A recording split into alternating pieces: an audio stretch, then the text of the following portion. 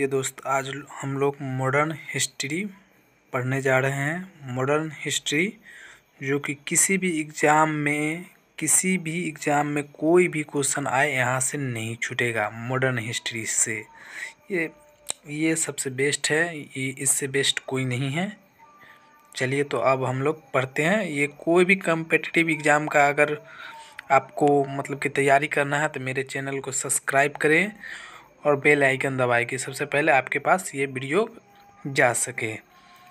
तो साथियों अब हम आगे भारत में यूरोपीय कंपनी का आगमन पढ़ रहे हैं, जो कि ये इम्पोर्टेंट टॉपिक है।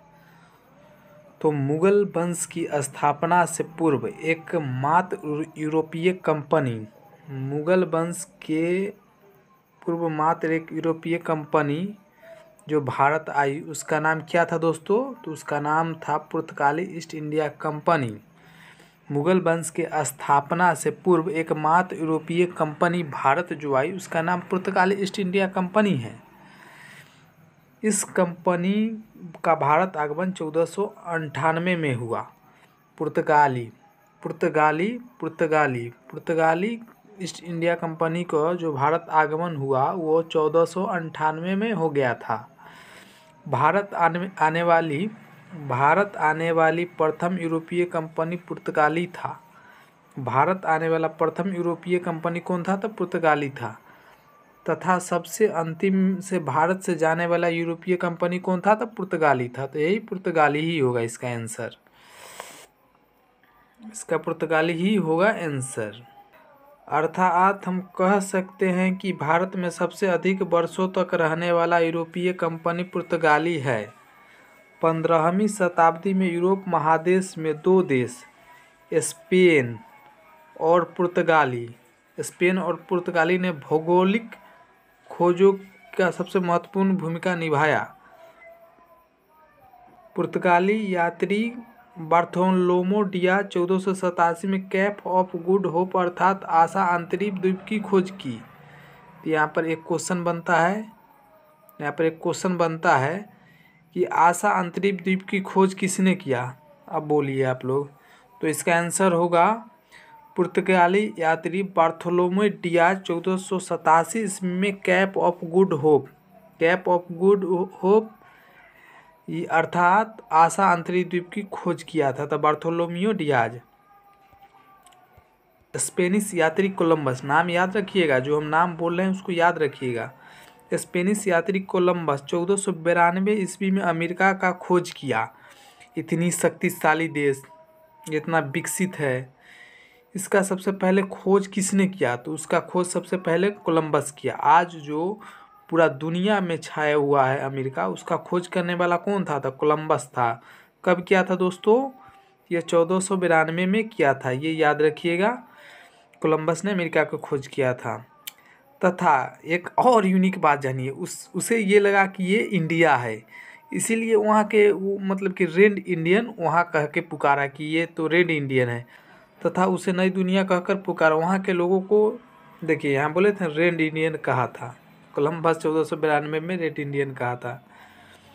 पुर्तगाली यात्री वास्को डिगामा 1498 में गुजराती पथ प्रदर्शक अब्दुल मुनीद की सहायता से भारत के लिए समुद्र मार्ग को खोजने में सफलता प्राप्त किया।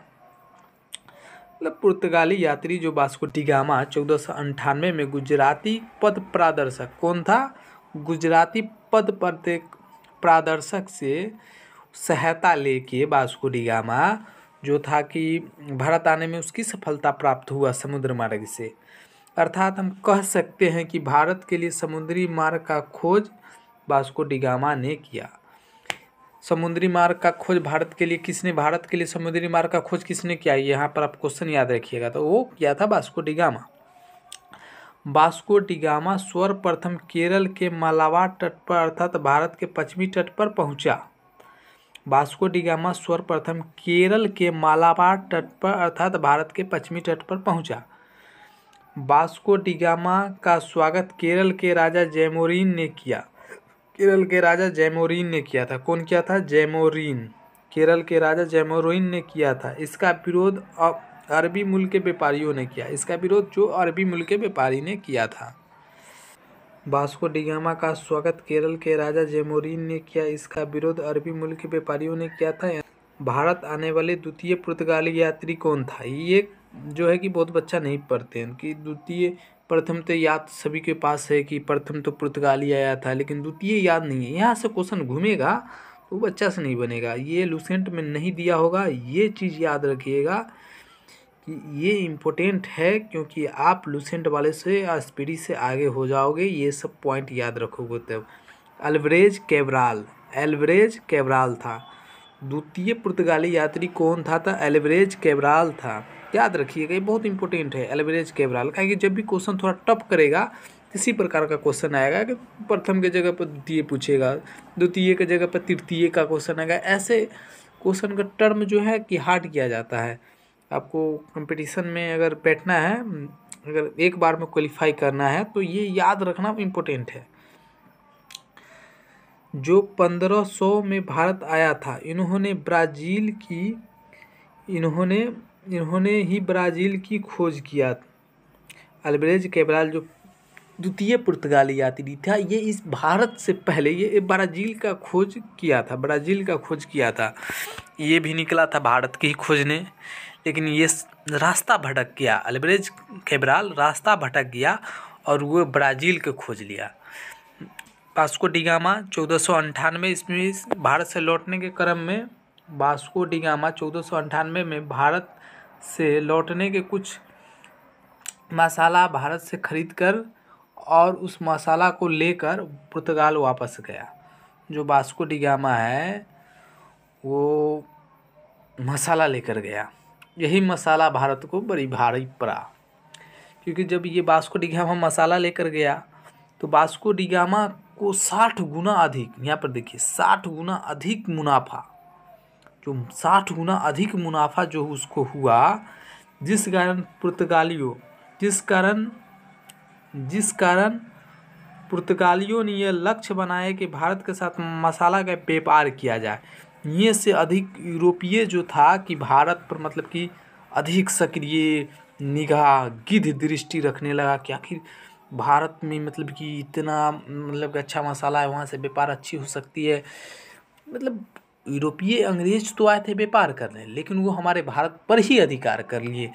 ये सबसे बड़ी दुविधा रहा भारत के लिए। पुर्तगाली व्यापार को नियंत्रण स्थापित करने के लिए 1505 ईस्वी में पुर्तगाली गवर्नर वायसराय का पद लाया। अभी ये वायसराय जो वर्ड है, ये आपको पूरा हिस्ट्री में आपको ये चीज़ अब से दिखने को मिलेगा, क्योंकि पुर्तगाली व्यापार पर नियंत्रण स्थापित करने के लिए 1505 ईस्वी में पुर्तगाली गवर्नर वायसराय का पद लाया था। प्रथम पुर्तगाली वायसराय 1505 ईस्वी में फ्रांसीसी डी अल्मोरा प्रथम पुर्तगाली वायसराय 1505 ईस्वी में फ्रांसीसी डी अल्मोरा बना, जो 1509 ईस्वी तक इस पद पर रहा। 1505 में बना और 1509 तक इस पद पर रहा। अल्मोरा ने समुद्र पर कब्जा करने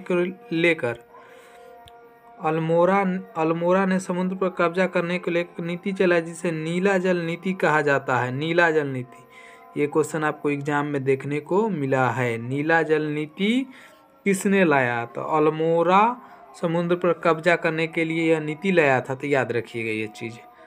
चलिए हम आगे बढ़ेंगे। इसी नीति के तहत पुर्तगालियों ने समुद्र पर कब्जा कर लिया, जिस कारण पुर्तगालियों का समुद्र का स्वामी कहा जाता है। नीला जल नीति का अंत अल्बुकर्क ने किया। अल्बुकर्क जो अगला वायसराय था।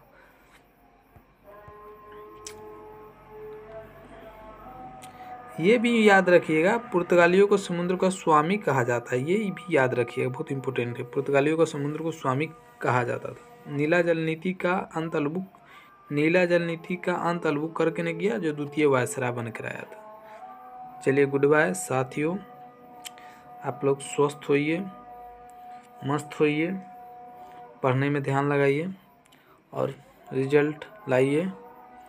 और मुझे सब्सक्राइब कीजिए। आपको फ्री ऑफ कॉस्ट पूरा चीज़ पढ़ाया जाएगा और यहाँ तक कि आपको याद कराया जाएगा।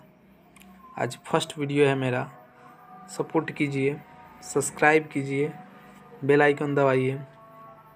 Next video